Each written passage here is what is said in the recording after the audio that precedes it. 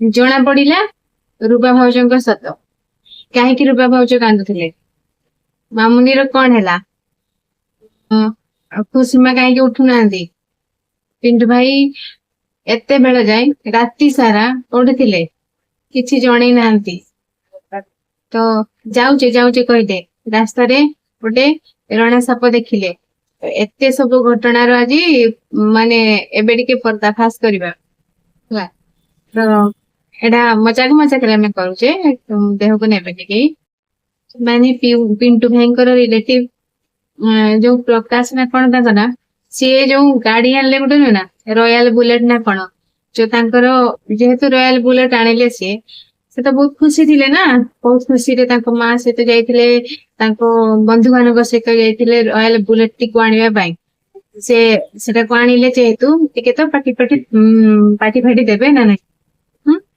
ତେଣୁ ସିଏ କଣ କରିଥିଲେ ନା ପିଣ୍ଟୁ ଭାଇଙ୍କୁ ମଧ୍ୟ ଇନଭାଇଟ କରିଥିଲେ ତାଙ୍କ ଭୋଜିରେ ସାମିଲ ହବା ପାଇଁ। ତେଣୁ ସିଏ ମଧ୍ୟ ଯାଇଥିଲେ ତାଙ୍କ ଘରକୁ। ଯାଇଥିଲେ ଯଦି ଏଠି କହିକି ଯାଇଥିଲେ ଯେ ହଁ ଶୀଘ୍ର ଫେରି ଆସିବେ ବୋଲି, ବୁଝିପାରିଲେ। କିନ୍ତୁ କଣ ହବ, ଯାଇକି ପହଞ୍ଚିଲେ ଏତେ ତ ସବୁ ସାଙ୍ଗ ଭିତରେ ଟିକେ ତ ମେଳା ହବ ନା ନାଇଁ, କଥାବାର୍ତ୍ତା ଭଲ ମନ୍ଦ ଖିଆ ପିଆ ହେଇକି ରାତି ହେଇଗଲା।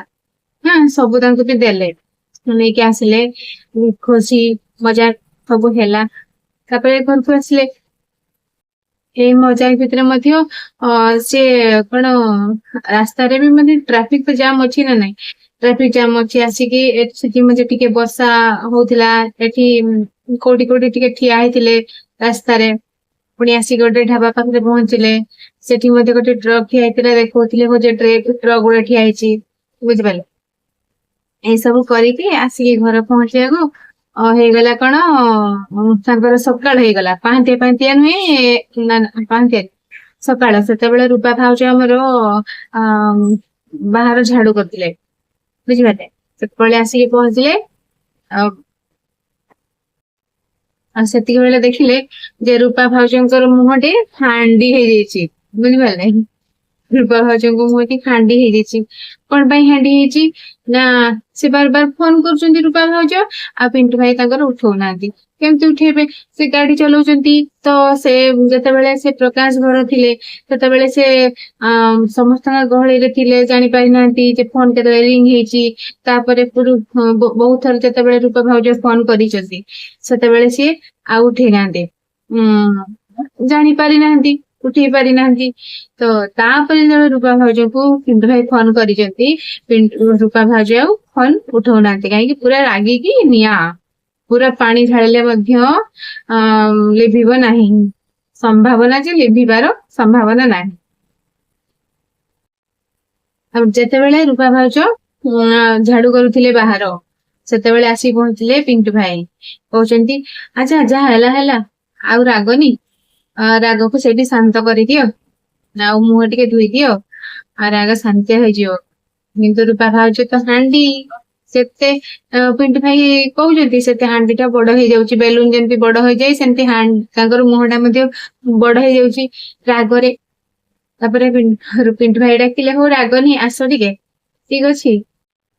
ତାପରେ ରୂପା ଭାଉଜ କହୁଛନ୍ତି ହଁ ତମେ କେମିତି ଜାଣିବ, ଆମେ କେତେ ଚିନ୍ତାରେ ଥିଲେ, ତମେ ଫଣ୍ଡିକ କରିବେନି କିଛି ନାହିଁ। ତାପରେ ପୁରା କାନ୍ଦି ପକଉଛନ୍ତି, ଲୁହ ପୁରା ପୋଛି ଦଉଛନ୍ତି, କାନ୍ଦି ଗଲେ ପୁରା। ସେତେବେଳେ ଗୋଟେ ମାନେ ଟ୍ରାଜେଡି ସିନ୍ ଟା ଷ୍ଟାର୍ଟ ହେଇଥିଲା। ଆକ୍ଚୁଆଲି ସେଇଟା ହସ କଥା ନୁହେଁ। ଆମେ ମଧ୍ୟ ଆମର କେହି ବାହାରକୁ ଗଲେ, ରାତି ହେଇଗଲେ କି ରାତିରେ ରହିଗଲେ, ଆମେ ବହୁତ ଟେନସନ ହେଇଯାଉ। କଣ ହେଲା, ଆସିଲାନି କଣ ପାଇଁ, ରାସ୍ତାଘାଟ କଥା। ଘର ଆମର ପାଖରେ ଥିଲେ ସବୁ ଶାନ୍ତି। ସେମିତି ରୂପା ଭାଉଜ ମଧ୍ୟ, ଘର ଲୋକ ମଧ୍ୟ। ପିଣ୍ଟୁ ଭାଇ ଯାଇଛନ୍ତି, କେତେବେଳେ ଆସିବେ, ସେଇଟା ହଉଛି କଥା। ତ କଣ କଣ ଆଣିଥିଲେ, କଣ କହିଲେ, ଚିକେନ ମିକେନ ମଟନ ଫଟନ କଣ କରିଥିଲେ, ସେଗୁଡା ଦେଇଛନ୍ତି ତାଙ୍କ ଘର। ଆଉ ପାଏସ, ପାମ୍ପଡ, ଆଉ କଣ ଥିଲା ମ, ଆଉ ବିଭିନ୍ନ ପ୍ରକାର ଜିନିଷ ସବୁ ତାଙ୍କର ଯାହା ଯାହା ସବୁ ଭୋଜିରେ କରିଥିଲେ ତାଙ୍କୁ ଦେଇଛନ୍ତି। ସେଗୁଡା ସବୁ ରୂପା ଭାଉଜକୁ ଦେଲେ, କହିଲେ ହଉ ଘରକୁ ନେଇଯାଅ। ରୂପା ଭାଉଜ ଯାଉଛନ୍ତି, ପିଣ୍ଟୁ ଭାଇ ପୁଣି କମେଡି କରିଦଉଛନ୍ତି, ଏ ଟିକେ ଅନେଇଲ। ରୂପା ଭାଉଜ ଯେତେବେଳେ ଅନେଇ ଦେଇଛନ୍ତି, କହୁଛନ୍ତି ରାଗ ଶାନ୍ତ ହେଲା ନା। ରୂପା ଭାଉଜ କହୁଛନ୍ତି ପୁରା ରାଗିକି ଚାଲିଗଲେ।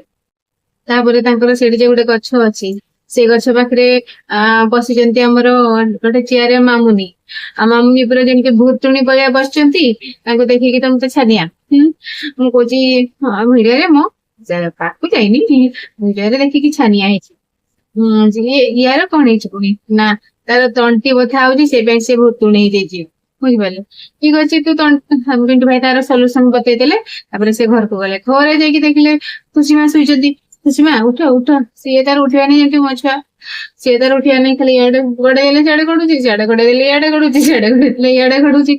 ଗଡୁଛି ଖାଲି। ଆଉ ଉଠ ଖୁସିମା, ସ୍କୁଲ ଯିବ ଯେ ତମେ, ଉଠ। ତାକୁ ଡାକୁଛନ୍ତି।